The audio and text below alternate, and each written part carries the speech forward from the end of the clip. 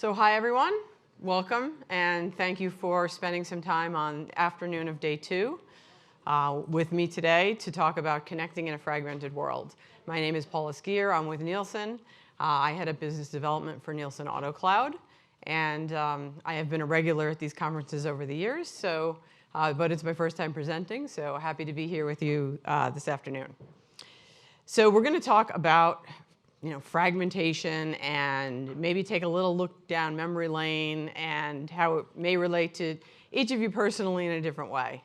It's no surprise that media has, the way we consume media has changed a ton over the years. And I think depending upon your age, your generation, the amount of change is probably different. So I'd like to start off by taking a quick poll by show of hands in the audience. How many millennials do we have in the room? Okay, pretty good. How about Gen Xers? Boomers?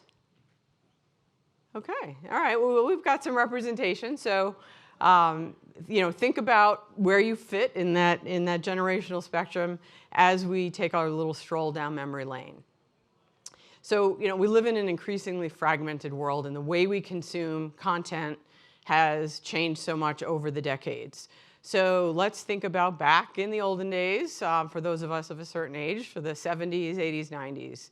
I remember when the internet was new, right? It was a novelty. Google was not a verb. In fact, Google wasn't even a word, right? I remember when we were like, what the hell is that? Email was really a novelty. It was the you've got mail. I think the biggest technological challenge that I remember from that time was figuring out how to program your VCR to record the show that you wanted to watch later. I don't know, who remembers that deal? That was, I guess, the first time-shifted video, if you will, right? Before that was actually a thing. And then we started going through the 70s, the 80s, the 90s, and then we started approaching the dreaded Y2K. Remember, the world was going to come to an end. It was going to be Armageddon. Everything was going to shut down. Computers can't handle it. But luckily, that did not happen. And we all lived to see the day. So then we get into the 2000s.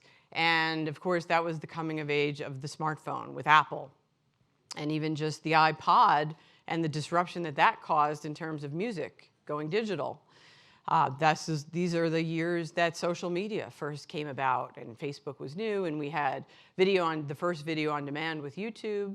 And then who remembers Netflix back in the original business model of Netflix when they would mail you a movie, right? And then you'd mail it back and they'd mail you another one so that you didn't have to go to Blockbuster and pick out a VHS tape from the shelves.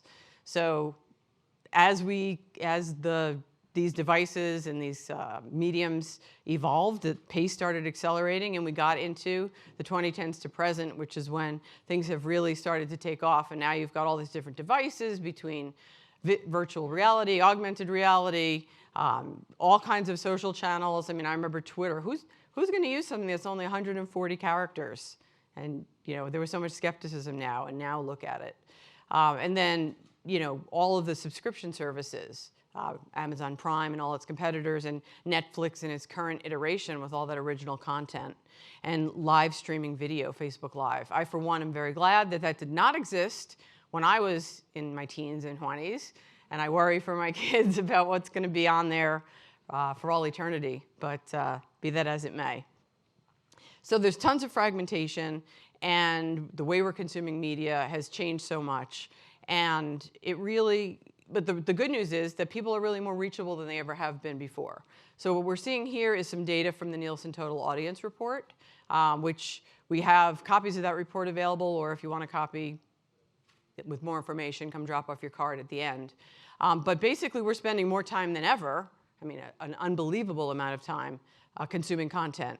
So just over the past 17 years alone, the amount of time that we've spent consuming content is increased by 60% to 82 hours a week. A lot more of which is now on digital devices. So that's also good news for marketers, because those are the devices that are more addressable, more targetable, and they enable us to be more personalized in our messaging. So if you think about that, people are more reachable than ever. Our kind of cross-media diet is increasing. What you're seeing here is a comparison just over the last year, from Q2 of last year to this year, on a daily basis. It's increased almost an hour and a half, the amount of time we spent consuming content. 11 hours and 45 minutes a day. That is almost half the minutes in the day, including sleeping time. It's a little scary. It's a little bit overstated because you could be on more than one device at once.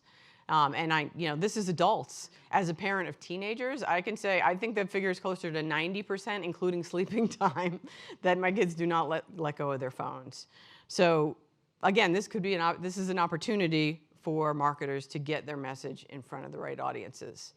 But as you would imagine, those ingredients of that diet kind of vary by age group. So if you look at all adults, it's about 35% TV and close to that amount on smartphones. But as you would expect, if you look at the younger cohort, the 18 to 34s, by far it's a lot more time spent on smartphones compared to TVs, as you would expect.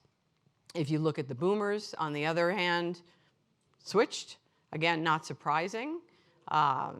And then, as you would expect, if you look at kind of the in-between age group, you see something in between there, and still the seniors are spending much more time on traditional TV than their younger counterparts. But even for them, if you look at just the change from last year to this year, they're spending a lot less time on TV and a lot more time on smartphones. So, as the population ages and the digital natives move up in age, we expect to continue to see more and more time spent on these digital devices. And again, that could be good news. So it's a complicated and fragmented world, but we're spending more time than ever. Where we're spending our time and the devices we're using really varies by age. And then if we think about it from an automotive marketing standpoint, there's another level of complexity, which is where are we in the journey? Let's just use new car buying as an example. Obviously, it's a very long and fluid journey. So maybe you just bought a car, or you're in the middle of the ownership experience, or you're in the market for a new car, or maybe your household is in many places at once because of having 2 or 3 vehicles in the household. So automotive marketers need to understand not only where to reach people and what devices they're consuming, but what type of message is going to be the most relevant depending upon where they are in the journey. So it's a lot to do, and it's a lot to think about at once.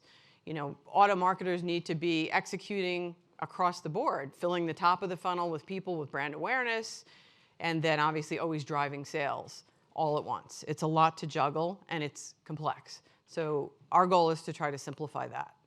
So if you think about it again, needing to execute simultaneously across future purchasers, people who may be mid-cycle, and people who are in market, there's going to be different objectives for different campaigns across those different types of areas within the purchase funnel. And there's going to be different tactics that we use, right? So obviously TV lends itself really well to high funnel, brand awareness, by far the biggest reach of any channel, and just the format itself lends itself very well to that. And then as we get down into consideration and winning the consumer decision, it's going to become more about TV, still going to be huge, but more about car on road and features and offers and incentives, et cetera. And driving traffic from the tier 1 sites to, as we get down the funnel, to the tier 2s and the tier 3s and the third-party endemics, et cetera. So it's a lot. And we want to simplify that. We really need to have a holistic view of our customers and prospects so that we can really understand them and then understand how to reach them with the right message. So according to this survey, most marketers by far agree with that. Yep, it's really important to have a single view of customers and prospects. But how many do you think actually say they do have a single good view of their customers and prospects? How many think it's 50% or more? No. 25? 10? Well, according to this survey, it's only 6%. 6%. I was shocked and appalled by that low number in, considering the sophistication that we have nowadays. So yes, it's disappointing. Only 6% of marketers say they have a good single view of their customers, but that's a huge opportunity, and we've got to be able to do a better job. So we see it as kind of 3 main challenges that we want to tackle, and then we'll talk about some tactics on how to tackle those challenges. First one is reducing waste, and I'm going to quantify that for you in a moment to understand how big of an issue it really is.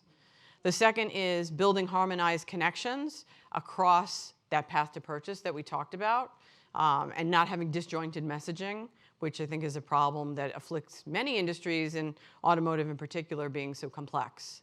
And then finally, being able to plan and measure consistently across those channels, because without being able to do that, there's no way to really understand holistically what's working and what's not and improve.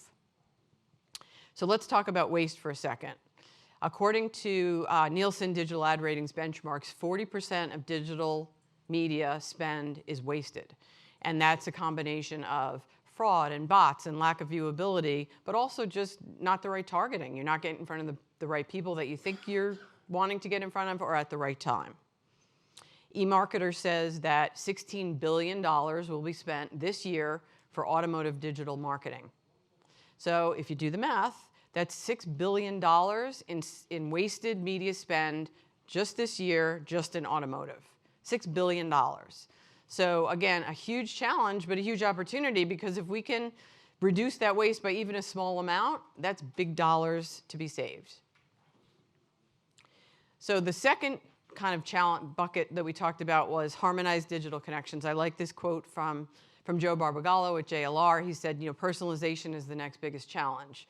So thinking again about that purchase journey and being fluid and needing to understand where anyone is at any given time and how to put the right message in front of them that's going to resonate and get them to act, whatever act may mean according to your campaign objectives. So relevance really matters. It's all about understanding your customers so well that you know not only what they do behaviorally, but understand them from a personality and psychographic standpoint to understand what's going to really engage them, what are they passionate about, and so that you know how to motivate them to act.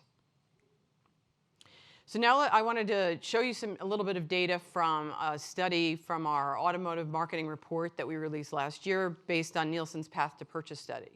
So this is a survey that we have been doing on a quarterly basis since 2012, and over the years have completed more than 220,000 surveys of potential car buyers.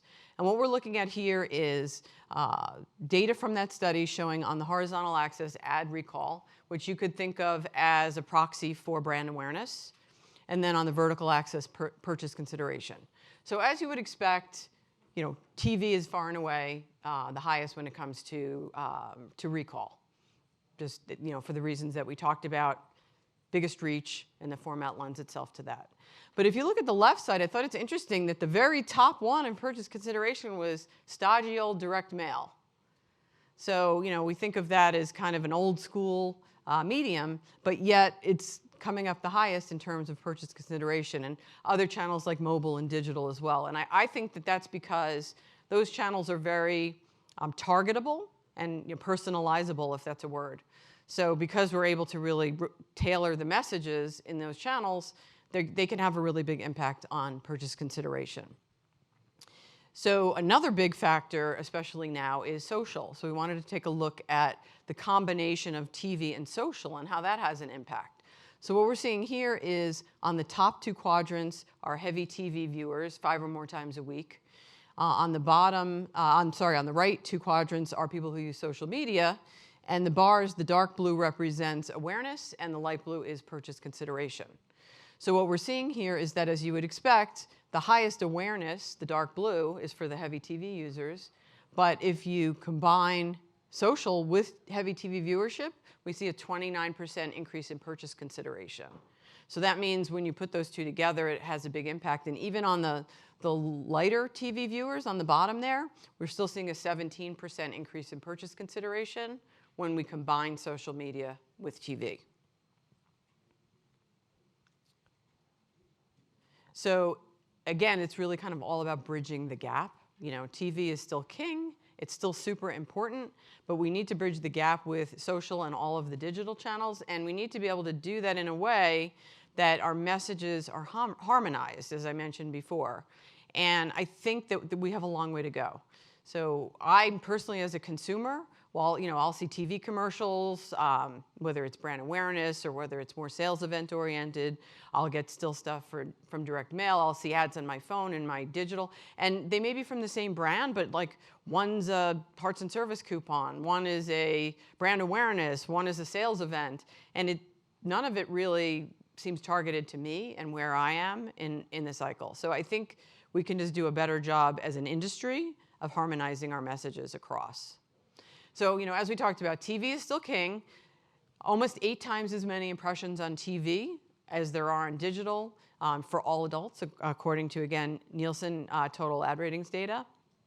But still, digital drives a lot of incremental reach, 16% on average across all adults. But if you think about those age cuts that we did before, obviously that incremental reach for digital is going to be significantly higher for a younger audience. And we're all trying to get after those younger audiences. So just reinforcing the point that we need to be everywhere. And in order to do that effectively, this gets to the third challenge we talked about, having consistent metrics across the channels. Typically what we see are brands that are executing campaigns across multiple media partners, and each one of them is providing their own reach and frequency metrics. So they're kind of siloed, but there's no way to really see holistically, in total, how many people am I reaching? So without that, it's really hard to understand holistically what's your best mix and how to optimize. So we're going to talk about some tactics now on all these challenges that we've outlined. There's more fragmentation.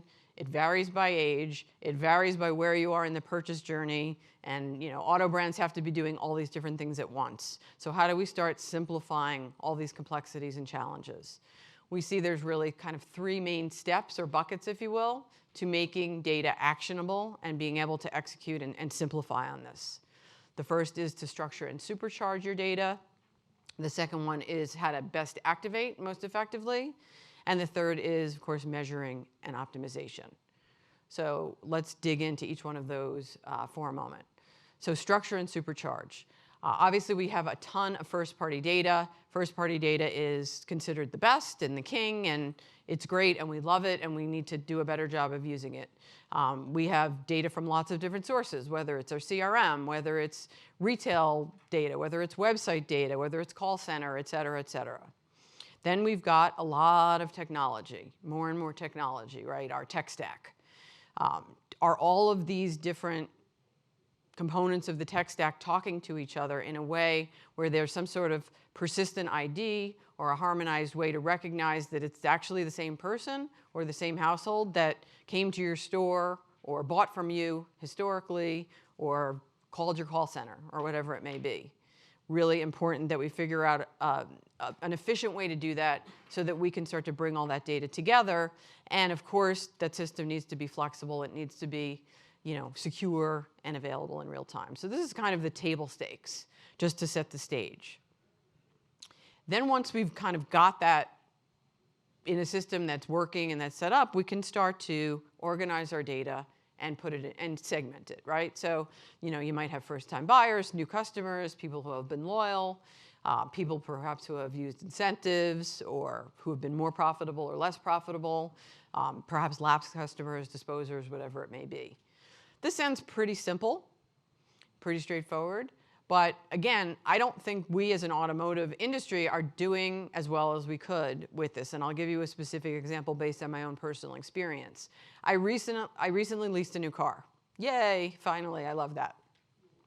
Because I'm in the industry, I love to go around and visit the brand website, the dealer website, the third-party websites, submit leads, go into the dealerships. I like to see how they're going to handle me and what they're going to do and how they're going to manage that interaction.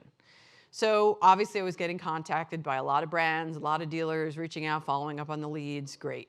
Then I went in and I leased a new vehicle through a captive finance company. For over a month after I made that transaction, I was getting actively, I don't want to say stalked, that's probably too strong of a word, but actively marketed to, right, by all the different brands that I had considered. Okay, I can understand, especially the brands that I didn't buy. For a little while, they didn't realize that I was off the market. But over a month, they were still targeting me. So that is wasted impressions right there. I'm already out of the market. Why are you still marketing to me? That's waste. But even more surprisingly was the brand I did buy continued to market to me when not only did I get their vehicle, but I leased through their captive finance company and obviously through their dealership. So at the same time, I was getting actively marketed by the auto brand to buy a new car. I was being sent surveys by the dealership. I was being sent surveys by our friends at J.D. Power about my purchase experience and initial quality and all that stuff. Why am I getting all these different messages that are completely contradictory from a brand that I'm transacting with, that has this information from their dealer and from their captive?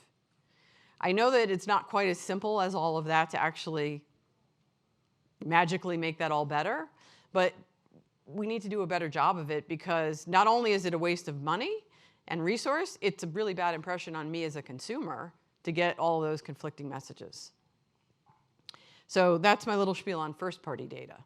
But above and beyond first-party data, in order to really get a holistic 360-degree understanding of our customers, we need more than just our own data, because as much as we have, it's never really enough.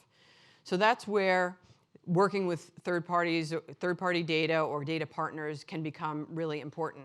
I like this quote, "Data is the new brand planning." So it's really important to understand additional attributes that are going to help you understand your customers well enough, again, to understand what engages them and what motivates them to act. And in doing so, also think about, in this day and age, in terms of all of the privacy, new rules and regulations and the privacy sensitivity, to make sure you work with partners that are going to be transparent about where they're getting the data, making sure it's privacy compliant, and not being questionable in any way. So that's becoming more important as well. So an example of what I'm talking about, you may have two people in your database or in your tech stack who on the surface look very similar. Two women about the same age, from the same geo, income level, demographics, et cetera. But when you start to overlay a bunch of additional attributes onto that, you see that they're actually quite different. So in this example, the woman on the left has high openness. She is curious, she's a risk taker. She's open to new ideas and probably an early adopter. So she could be a great prospect for, let's say, a new vehicle, or even doing financing on an app or something like that, where, because she's an early adopter. As opposed to the woman on the right, in this case, who we call high conscientiousness, which means more risk averse, needs more information to make a decision, a little slower to establish that level of trust. You're going to want to talk to her differently. She's going to want more information, probably take a little bit more time with her purchase decision, and maybe not the greatest prospect for something that's brand new, first time on the market.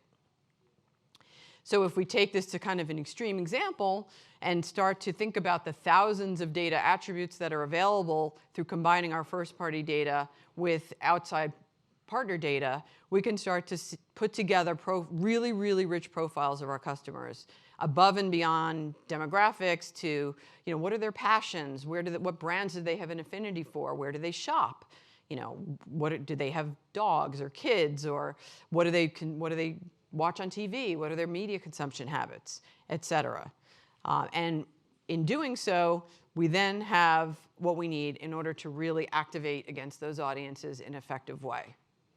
So in using this example again, this person may be a great prospect for a luxury SUV because she's got high discretionary income, she's got kids, because she's tech savvy, maybe she's a great prospect for pre-qualifying for financing using an app. And then in the creative execution, you want to feature dogs because she's passionate about dogs or safety or the environment. And then once you have that, you need to then, of course, activate everywhere. And here's another source of inefficiency. As we know, lots of money is being spent on linear TV still, as well as digital and more on addressable and OTT and CTV. But a lot of times, brands will kind of define their audience differently for each of those channels because it's not that easy to have one consistent audience definition and then be able to activate. So the key is to find partners to work with that can help you define that audience once and then be able to reach them across all of the channels, which is going to really, again, reduce waste and increase efficiency. And then we can start to get a little bit more sophisticated. So we can do things like sequential messaging. And if we understand that we're reaching the same people on different devices and different channels, we can start to say, okay, let's have one message that we hit them first and then builds on that, maybe with another channel, builds upon that again, that's driving towards a conversion event, whatever that conversion event may be, depending upon what your objectives are. And then finally, one last point on activation has to do with frequency capping. So I think most marketers do frequency cap, but it's really important to think about doing that at the person level as opposed to at a device level. Because again, me as a consumer, I don't care if I saw your message 5 times on my phone, my tablet, my computer, whatever it may be. I just care that I saw it X amount of times. So again, choose your partners that are going to have the ability to do this at a person level, not a device level, which is going to help you be more efficient. So now we've analyzed our audience, we've planned, we've activated. Now we have to figure out what worked and what didn't so that we can optimize in the future.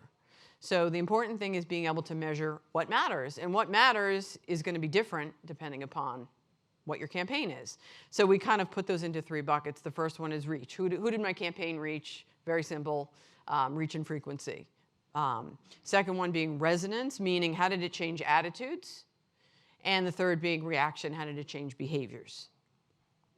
So when we think back to our previous slide about the different stages of being in market and the different tactics that we use to achieve these objectives, we'd also want to be measuring different KPIs against those. So if it's a high funnel campaign, you're going to want to be looking at things like brand awareness, brand sentiment, engaging with your content, potentially maybe visiting a tier 1 website as an example. And then as we get closer into market, into the near market, it's more about consideration, purchase intent, and as we get closer to purchase, it's driving leads, driving showroom traffic, and then ultimately at the end of the day, driving sales, which is kind of like the holy grail of measuring your low funnel campaigns. So in order to do that and measure all those different types of outcomes effectively, again, we talked about those silos of different media companies. We need a way to have a people-based, deduplicated reach and frequency on which to base all of our metrics, because without that, you're just going to have siloed metrics and again, not be able to understand holistically what's working. So once you've got a people-based, unduplicated reach metric on which to base it, you can then start to measure whatever you want, right? Whatever matters in your particular case, whether that's those brand metrics, survey-based, like brand lift and those types of things, whether it's sales, or whether it's sophisticated multi-touch attribution or anything in between. So at the end of the day, it's really all about making this virtual cycle, structure and supercharge your data, overlay, in addition to your first-party data, use other data sources that are going to supplement and enhance that to give you that 360-degree view, understand how to reach them across all of the different channels, being able to activate in an effective and efficient way across all of those channels without redefining your audience over and over again, and then obviously measuring what matters so that you can optimize, learn, rinse, and repeat. So at the end of the day, if we can even start to do this incrementally better, I mean, we're not going to solve world peace today, but when you think about that $6 billion in waste, if we can start to do this incrementally better, we can really save a lot of money, eliminate that waste, be more effective and efficient in our marketing, increase sales, and at the end of the day, it's all about generating return on investment. So with that, I would be happy to take any questions, and again, thank you for your time.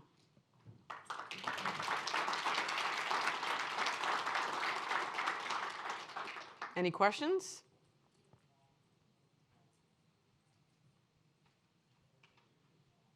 Okay, everyone's ready for the happy hour, I think. Okay, well, thank you again, everyone. Appreciate your time. Oh, we do.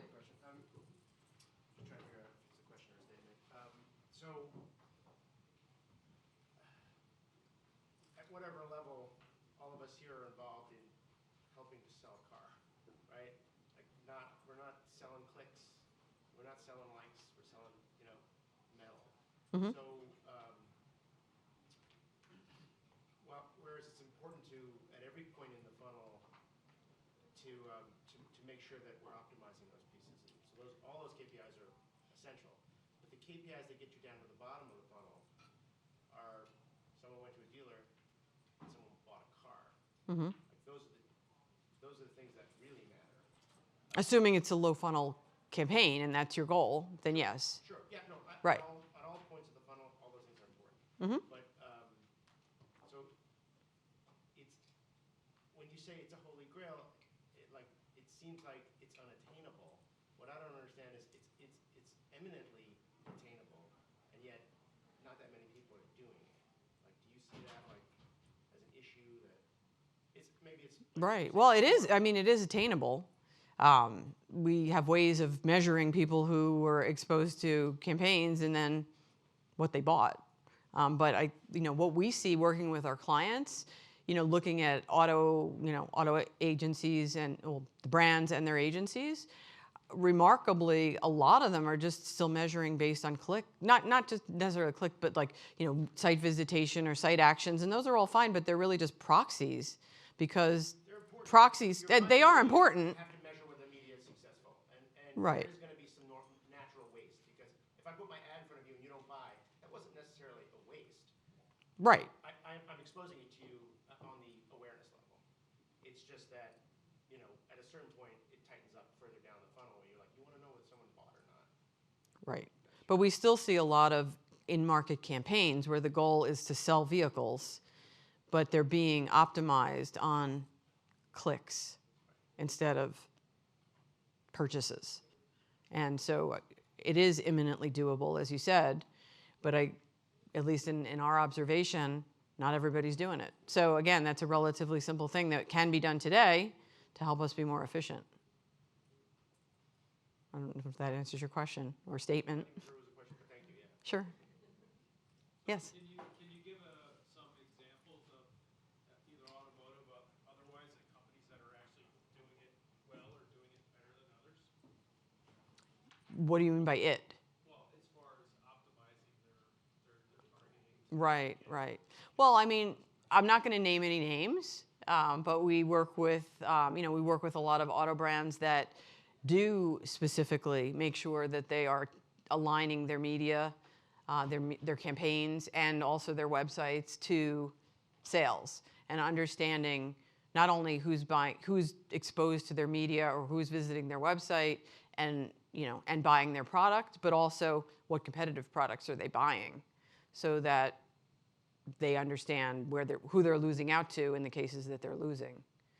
And then not only that, but also in some of the higher funnel campaigns, it's important to also be measuring those brand sentiment, brand awareness, purchase consideration, and some of those other kind of high level metrics that are super important for that top of funnel, because we do tend to lose sight of that, I think, a little bit, because it's all about selling cars today, but you can't lose sight of the high funnel. You've got to be doing it all at once. So the ones that are doing a great job are paying attention to all of those things and measuring what matters across the board. Paula, you mentioned Yes. early on in the presentation about how you bought a vehicle and the same manufacturer started contacting you even after that event. In this privacy compliant world, how does an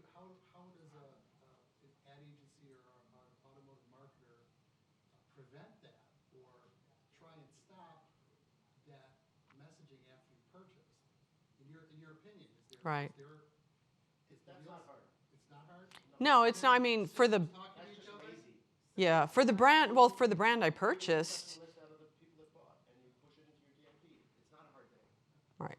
For the brand that I purchased, it's their data. I mean, I have a relationship with them, so that's not a privacy issue because I'm their customer.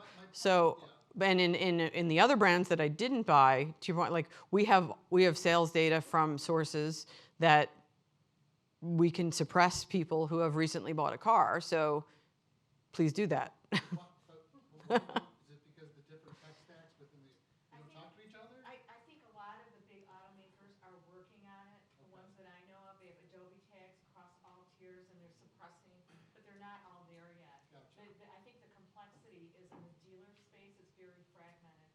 All the big OEMs are launching dealer programs, but there are lots of providers in there, and it's very difficult to harness all the data and to make it shareable. You've got to have some consistent methodology across tiers. Yeah, it is. I mean, it's so complicated in auto between the dealers and the captives and the OEMs and all the different players, just in terms of the auto, and then let alone all these different media and touch points and fragmentation. So it's complicated, but there's a lot of upside and there's a lot that can be done today that's just not being done as well as it could. Working on it, they just haven't all nailed it yet. Right. I thought yes. You talked about cross-media and how that's growing and it's getting bigger and bigger. However, all the metrics for each of those media in that cross-media are different, right? Yes. So how can you kind of pull them all together to look apples to apples across, or combine them all for a cross-media evaluation? So again, it gets back to that deduplicated persons-based baseline measurement. There are ways. But not everything's digital, so I mean, you're talking about home also that's be launched programmatically. You're talking about OTT. Right. May not have a unified. Right. Well, we can get pretty close. I mean, it's never going to be 100%. But, you know, Nielsen has a view into holistically, including TV and digital, and able to provide deduplicated reach and frequency. So there are, I mean,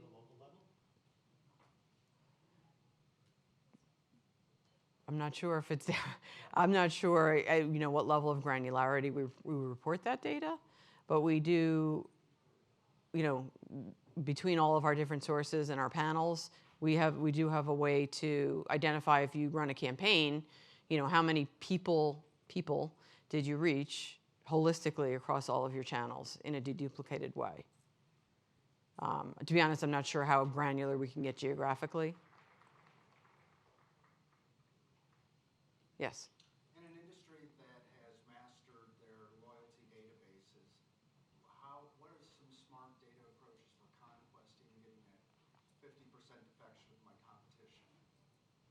So there's ways that we have to target people who have been, let's say, brand switchers in the past. Like if you want to go out and conquest your competitive brands, don't bother trying to get the guys who are totally loyal to those brands because you're never going to get them, right? So we can tell who, you know, there are ways to understand who has switched brands in the past and just go to those competitive purchasers who are likely brand switchers, which gives you a better chance of winning them over.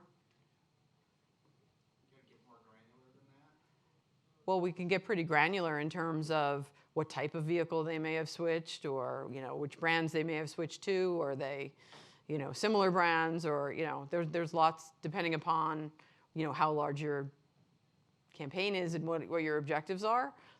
We have pretty granular data. I see another question. Okay. Well, thanks again, everyone. Appreciate your time.